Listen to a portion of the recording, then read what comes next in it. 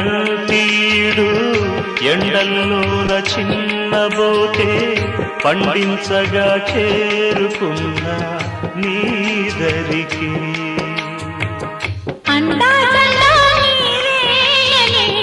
పండగంతా నాదేనని ఉండి ఉండి ఊగింది నా మనసే. కొండపల్లి బొమ్మాయిక పండు చెండు దోచెయ్యన దిండి పంచే వేళైనది రావే, దిండి పంచే వేళైనది రావే.